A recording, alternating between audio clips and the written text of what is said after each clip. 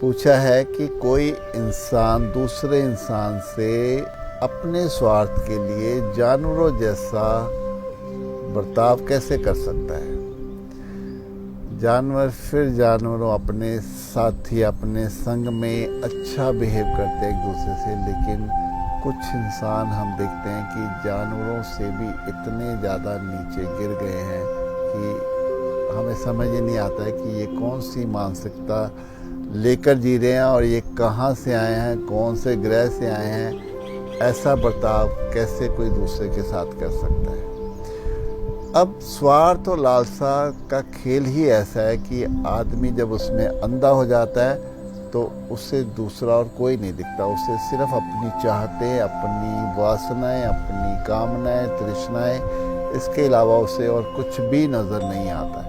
और फिर यही उसको इतना ज़्यादा अहंकारी, इतना ज़्यादा उसको कठोर बना देते हैं कि उसके मन से दया और करुणा ये बिल्कुल निकल जाते हैं और उसे कोई परवाह नहीं होती कि सामने वाला दुख में है, सामने वाले को तकलीफ़ हो रही है, उसकी भावनाओं को ठेस पहुंच रही है। उसे उससे कोई लेना देना नहीं।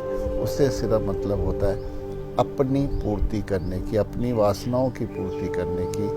तो यहाँ मैं कह सकता हूँ कि ये हर इंसान के साथ नहीं है, लेकिन कुछ जो बिल्कुल भी सजग नहीं है, जो बिल्कुल भी जीवन को समझते नहीं है, जिन्हें कोई जीवन की वैल्यू नहीं है, उन्हें बस ये लगता है कि शायद ये जीवन दोबारा मिलना नहीं है, ये जीवन इसी में ख़त्म हो जाना है, इसीलिए तो शायद वो इस ओर चले जाते हैं। लेकिन मैं यहाँ अब यही कहना चाहूँगा कि ऐसे इंसान अगर आसपास हैं तो उनको सिर्फ अवॉइड ही किया जा सकता है, क्योंकि वो समझते भी नहीं है, उनको समझाया भी नहीं जा सकता है। ये मैं अपने अनुभव से कह रहा हूँ। तो जो भी जानवरों जैसा सलूक कर रहा है किसी दूसरे इंसान से, उस इंसान को अकेला छोड़ देना चाहिए।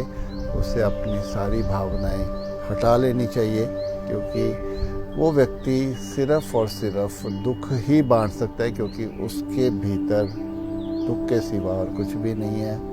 उसके भीतर अपनी वासनाओं की पूर्ति के सिवा और कुछ भी नहीं है।